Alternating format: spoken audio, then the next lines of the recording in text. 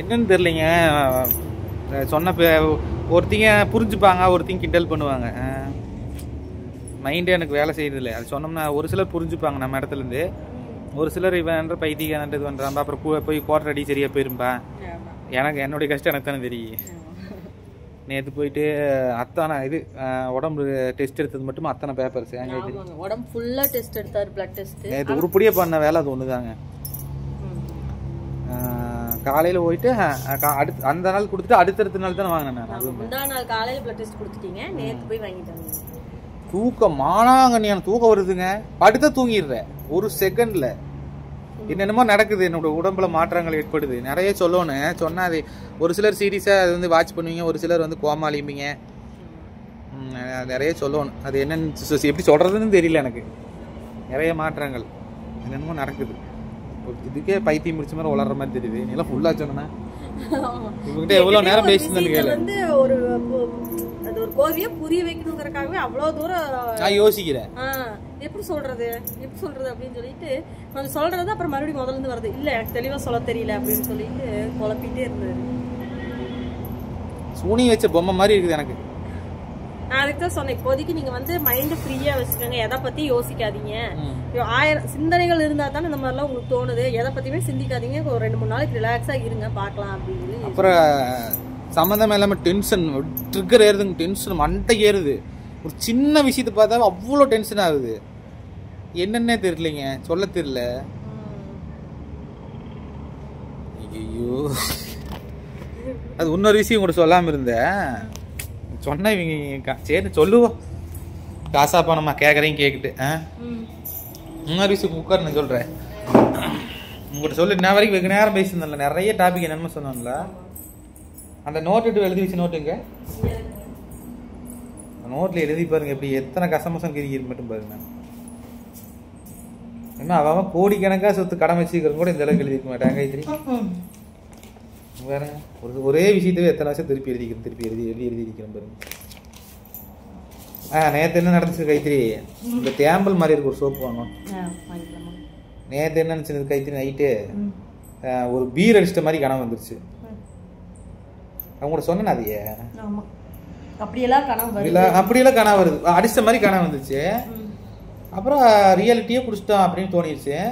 அப்புறம் கனவுலயே ஐயோ இனிமேல் குடிக்க மாட்டேன்னு நினச்சிருந்தோமே, இந்த மருந்துனாலையும் என்னால் குடிக்காமல் இருக்க முடியலையா, ஏன்னா குடித்தா வாமிட் ஆகுனாங்க, வாமிட் ஆகல ஒன்றும் ஆகலை. ஐயோ ஒரு பாட்டில் குடிச்சிட்டானே, மடி குடிக்க ஆரம்பிச்சிருவனா, மடி சைக்கோ மாதிரி ஆயிடுவனா அப்படின்ட்டு எனக்கு தோணுதுங்கிற. அப்புறம் முடிச்சு பார்த்தாவே கனவு. அப்பாடா கனவுல தான் குடிச்சனா, ரியாலிட்டி குடிக்கலையா அப்படின்னு சந்தோஷப்பட்டு நான் நிஜமாலுமேங்க கயிறும் கட்டியாச்சு. நம்ம கடைசி அந்த ஆப்ஷன் மருந்தையும் சாப்பிட்டு பார்த்தாச்சு, அப்பவும் முடி விட்டு திருந்த முடியலையா, அப்போ வாழ்க்கை என்ன ஆகுறது, இப்படியே குடிச்சா என்ன ஆகுறது அப்படின்னு தோணுது. சொல்லப்போனால் நிறைய கனவுகள் வருது. அப்புறம் நான் எப்படி தூங்குறேன்னே தெரியலங்க. தூங்குறேன்னா டயர்ட் ஆகி சரி தூக்கம் வருது அப்படின்னு படுக்கிறது வேற. நான் நல்லா தான் நான் பேசிட்டு இருக்கிறேன், நார்மலாக தான் இருக்கிறேன். போய் பெட்டுக்கட்டில் வருதுன்னா 5 நிமிஷம் தூங்கிடுவேன். 5 நிமிஷத்துல தூங்கிடுவேங்க. சும்மா கட்டப்படி படுத்தாருன்னா அப்படி தூங்கிடுறாரு. ஆமாம், அதுதான் பயம். ஒரு பிரெயின்ல ஏதாவது பிரச்சனை வந்துச்சோ, மூளையில் ஏதாவது பாதிப்பாயிடுச்சோ அப்படிலாம் தோணுது. அப்படியெல்லாம் இல்லைங்க, இப்படியெல்லாம் எதுவும் இருக்காது. நீங்கள் இப்படியெல்லாம் சொல்கிறீங்க. அப்புறம் பல இதெல்லாம் நினச்சி குடிச்சிட்டு இத்தனை தொலைச்சிட்டோமே, இத்தனை பிரச்சனை பண்ணிட்டோமே, நல்லா இருந்திருந்த நேரம் பையனுக்கு ஒரு அழகாக ஒரு வீடு கட்டி கொடுத்துருக்கலாமே, எத்தனை பேர்த்துக்கு உதவி பண்ணிக்கலாமே, எவ்வளோ பேர்த்த வாழ வச்சுக்கலாமே அப்படின்னு தோணுது. இந்த குடினால எத்தனை அழைச்சிட்டோம் நம்ம, மறுபடியும் அதை யோசிச்சு மறுபடியும் ப்ரெஷர் ஏறுது. அதெல்லாம் போனதெல்லாமே இப்போ திருப்பி வர போகிறதில்ல. அத்தனை தொலைச்சதுக்கு அப்புறம் நம்மளுக்கு இப்படி ஒரு அனுபவம் வந்துருக்குது. சரியா, இனிமே நம்ம கரெக்டாக இருக்கணும். அதனால அதை பற்றி மட்டும் யோசிங்க, போன வரைக்கும் விட்டுருங்க. இனிமே எப்படி இருக்கணுங்கிறத மட்டும் பற்றி யோசிச்சுட்டு கம்முன்னு ரிலாக்ஸாக இருங்க. நிறைய தோண சொல்லிகிட்டே இருக்கலாங்க. இதில் வேறு நிறைய பேர் மருந்து எனக்கு கொண்டாந்து பார்சல் அனுப்பிச்சுட்றீங்களாண்ணா, ஆனால் எனக்கு கொரியர் பண்ணி விட்றீங்களான்னு கம்மியான சொல்லிட்டு இருக்கீங்க. எனக்கு இப்படி யாரை பார்த்து எனக்கு ஒரு மாதிரி பயமாக இருக்குது. மருந்துனாலலாம் இல்லை, நீங்கள் உடனே மருந்துனால இப்படி ஆயிடுச்சா, இல்லை இத்தனை நாள் குடிச்சிட்டு குடிக்காமல் இருந்ததுனால அப்படி ஆயிடுச்சா, எதுன்னு தெரியல கைத்திரி. நம்ம இப்போ கன்ஃபார்ம் பண்ணி நான் மருந்து வாங்கி தர முடியல எல்லாத்துக்கும், அதை சொல்கிறேன். எல்லாத்துக்கும் மருந்து ஒரு சிலர் மருந்து கேட்குறாங்க. இப்போ நம்ம இதை வாங்குறதுக்கோசரம் இங்கே சக்தி போகணும். இப்போ அந்த டாக்டர் வந்து சரி ஒன்றும் பிரச்சனை இல்லை நம்பர் போட்டு விடுங்க அதெல்லாம் சொல்லியிருந்தாங்கன்னா பிரச்சனையே இல்லை, நம்பரையுமே அவர் கிளினிக் எங்கே இருக்குன்னு சொல்லி போயிட்டே இருப்பேன் நான். அப்புறம் ஒரு சிலர் இந்த வீடியோ போட்டப்போ நிறைய பேர் எத்தனை பேர் கமெண்ட் பண்ணாங்க, என் மச்சானுக்கு வாங்கி கொடுத்து 5 நாளையில் இறந்து போயிட்டான், ஒரு சைடு எஃபெக்ட் நிறைய வரும், ஐயோ தயவு செஞ்சு சார் குடிச்சிடாதீங்கலாம் பயப்படுத்தினாங்களா. இந்த மாதிரி இத்தனை பிரச்சனைகள் இருக்கும்போது நான் போய் மாட்டி வாட்டடாக லாக் ஆகிற மாதிரி ஆயிடுது.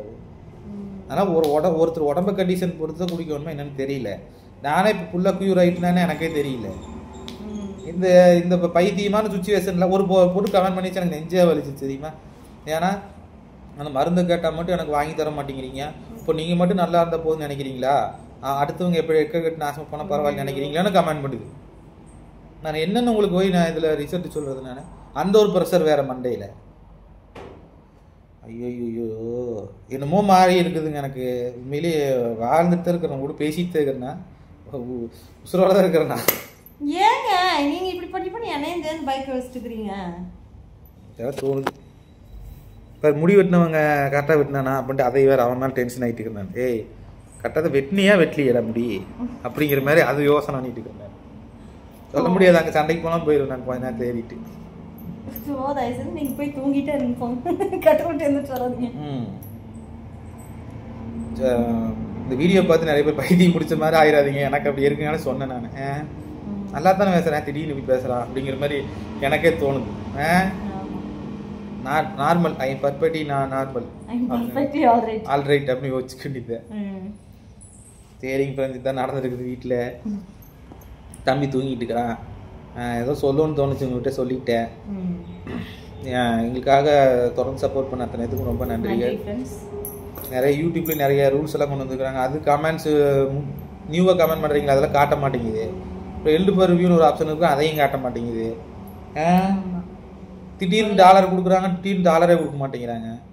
அப்புறம் ஃபேஸ்புக்கில் அப்படித்தான் பல பிரச்சனைகள் போயிட்டு இருக்கு, அதையும் கவனிக்கணும். எத்தனையோ போட்டு மண்டையில் உங்களுக்கும் நிறைய வேலைகள் இருக்கும். அந்த அதை பற்றி தான் நீங்கள் தாட் பண்ணிட்டு இருப்பீங்க. அப்போ என்னுடைய வேலைகளை பற்றி தான் நான் யோசிச்சுட்டு இருக்க முடியும். அதுதான், வேற ஒன்றும் இல்லை. ஆனால் இதே மாதிரி நான் குடிக்காமல் இருக்கணும் அப்படின்னு டெய்லி நினச்சிக்கிறேன். நான் உண்மையில மனசார அதான் நினச்சிட்டே இருக்கிறேன். அப்படியே இருப்பீங்க. கனவுல ஒரு பீர் குடிச்சது கூட எவ்வளோ நம்ம அதை ரியாலிட்டியை நினச்சிட்டு குடிச்சுட்டுனா, ஐயோ குடிச்சுட்டுனா நீ மறுபடியும் குடிச்சுட்டுனா நான் மறுபடியும் ராட்சசன் ஆகிட்டுனே, சண்டை போடுவேனே அப்படின்னு தோணுதுங்க. நான் பண்ணாத அலப்பறம் இல்லைங்க, அத்தனை அலப்பறம் பண்ணி வச்சுக்கிறேன். நான் அதெல்லாம் யோசிச்சு பார்த்தா எந்த இடத்துல அந்த மாதிரி பண்ணிட்டு அவனாலையும் நார்மலாக இருக்க முடியாது. நானாச்சும் இந்த அளவுக்கு இருக்கிறேன், வேற ஒருத்தன் வந்து அவ்வளோதான் என்ன நடக்குன்னு எனக்கு தெரியாது. எவ்வளோ பிரச்சனைகள் எவ்வளோ இடரையில் கொண்டாந்து இருப்பானே தெரியாது. சரிங்க, எல்லாரும் கற்றுக்கிறது தானே. மனுஷன் சாகிற வரைக்குமே கற்றுக்கிட்டே தான் இருக்கணும். முழுமையாக நான் கற்றுக்கிட்டேன்னு எவனாலையும் சொல்ல முடியாது, எந்த கொம்பானாலையும் சொல்ல முடியாது. சரி, 10 நிமிஷம் பேசிட்டு நடக்குது.